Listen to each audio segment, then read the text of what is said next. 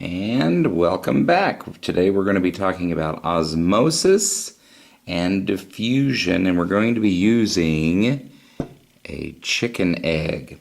Now, we've been talking about cells for the last few weeks here at Hobbs High School, and we've determined that cells are made of various different structures. You have a cell membrane, you have the cytoplasm inside that kind of holds everything together, and then you have the different organelles, including the mitochondrion, you have the nucleus, the nucleolus, you have the centrioles in animal cells, you have the chloroplasts in animal cells, you also have in plant cells, you have the cell wall, and then all cells have a cell membrane. In order for those cells to function, though, materials like water and nutrients have to be able to get in and out of the cell in order to keep that cell functioning. And the way they do that is they have to go through the cell membrane. So we're going to use this egg as an example of a cell, and we're going to illustrate two concepts. We're going to be illustrating osmosis and diffusion. And in this particular lab, we're going to be working with water and some other sugar substances to see if we can demonstrate this osmosis and diffusion. In this particular lab, we talk about water being the most abundant substance in any cell, and that all processes in the cell involves the use of water in some way, and that water moves in and out of the cell through the process of osmosis. And osmosis is when you have a lot of water molecules and they move across to an area where there is not that many water molecules, so from high to low concentration. The cell membrane then is what we call a semi-permeable membrane. Semi meaning some, permeable meaning allowing it to pass. So semi-permeable meaning that it's selective. Only certain things can get in and out of the cell. So what we're going to be doing then is we're going to be using the egg to show this. We're going to be defining some terms. Diffusion is the movement of any substance or molecule, and I'm going to do a slash there and do molecule, from high to low concentration. Now, osmosis is defined right up here. Osmosis is the movement of water, and that's H2O scientifically,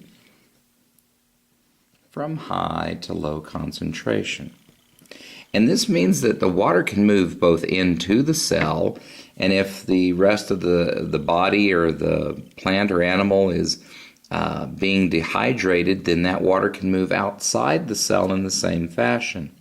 When plants start to wilt, what we call Tugger pressure, what's happening is that the plant is now drawing on the water that's stored inside the cells, and it's causing it to wilt because that large central vacuole in most of those plant cells is deflating, and there's not enough pressure to hold the leaves or the stems up.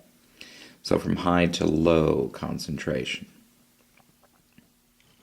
Now, we've been studying for the past few weeks three terms: isotonic, hypotonic, and hypertonic. Isotonic is a balance or equal concentrations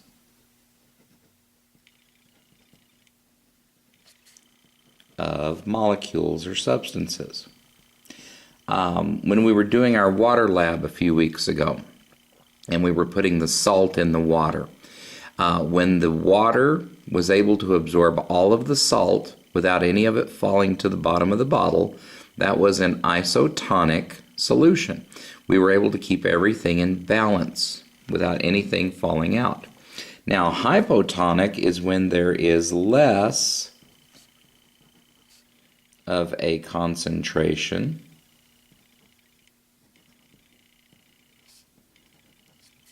of molecules, and hypertonic is there is more of a concentration. of molecules. So then our hypothesis for this particular lab is that we will use an egg, and this is a chicken egg. It's not a dove egg or a pigeon egg. It's certainly not an ostrich egg, or as one of my students in 5th hour said, it is not a zebra egg. And as one of my other students later on determined, zebras don't lay eggs. So this is a chicken egg that we will be using for this experiment.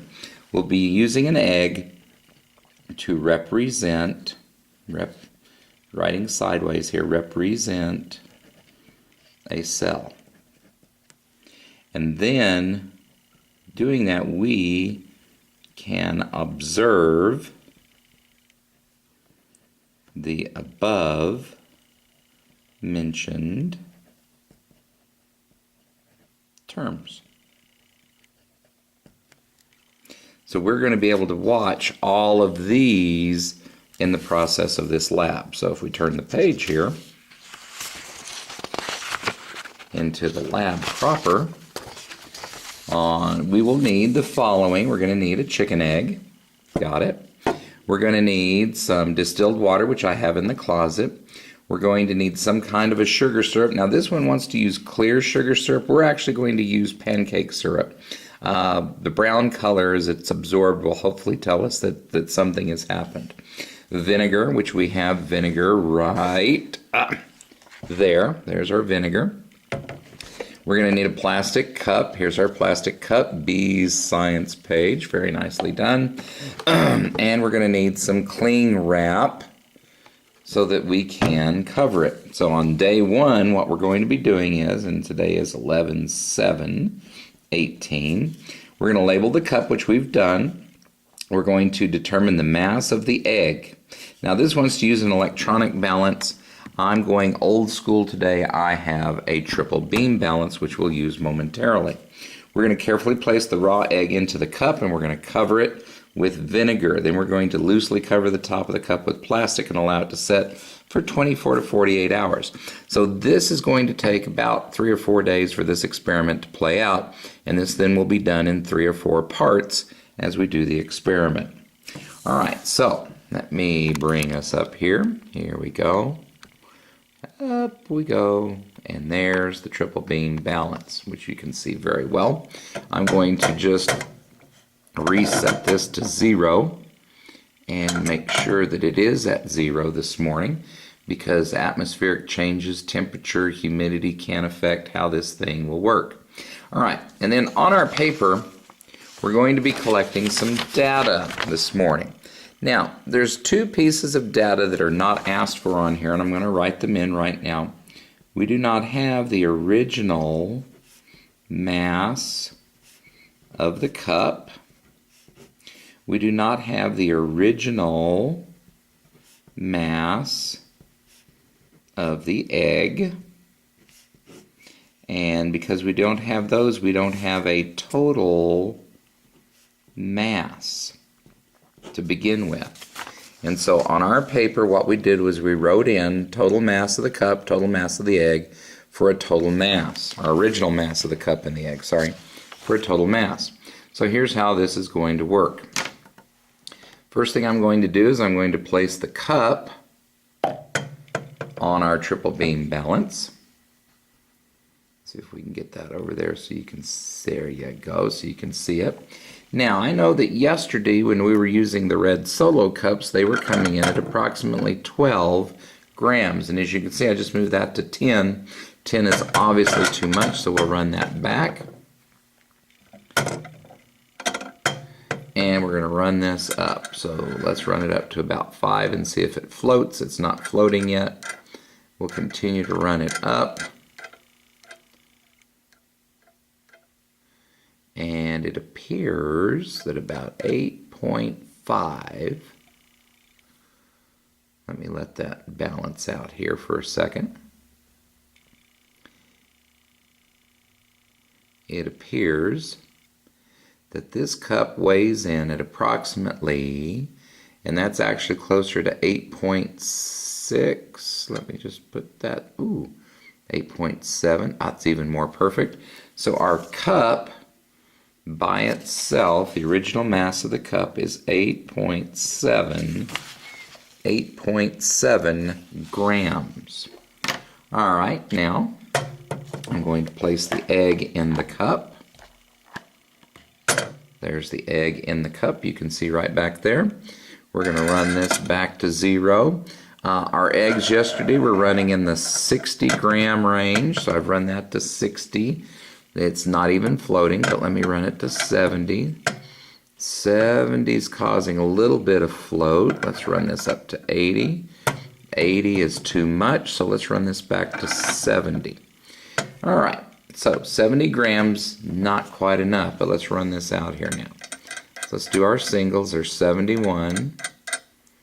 Ooh, there's 72. Not quite there.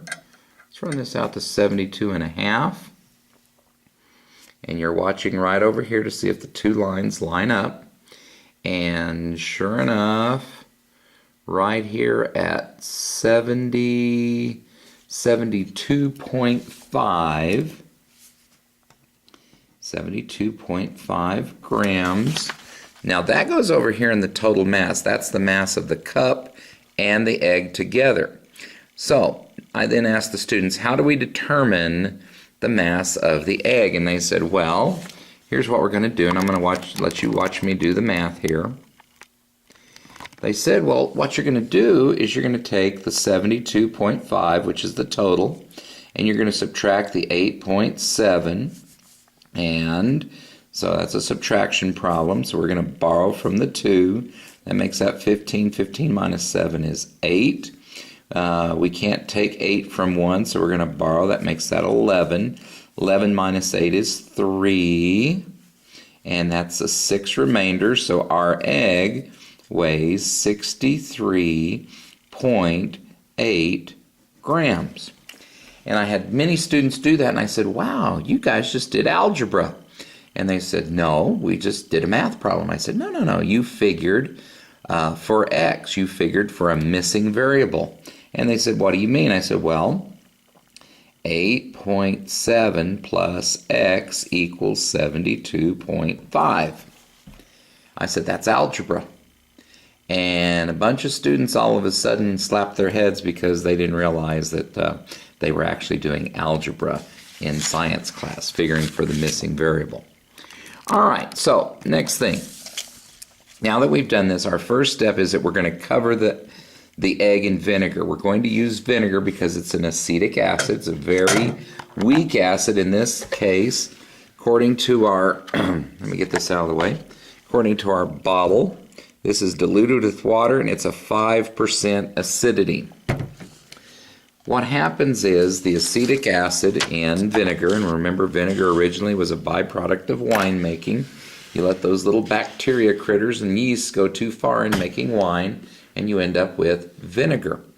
So what's going to happen here is we're going to cover this with vinegar, and the vinegar is going to eat the shell away so that we can use the white part of the egg as our, excuse me, a little stuffy this morning.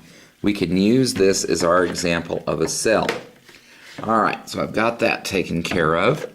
And already you'll notice, let me see if I can do this here. There we go. We already have bubbles forming. So we already have a reaction going on between the calcium carbonate of the eggshell and the acetic acid that we're going to use to dissolve this shell off so that we can use the rest of the egg to perform our experiment. But one last thing we need to do. Our experiment for this portion asks us to please mass the vinegar.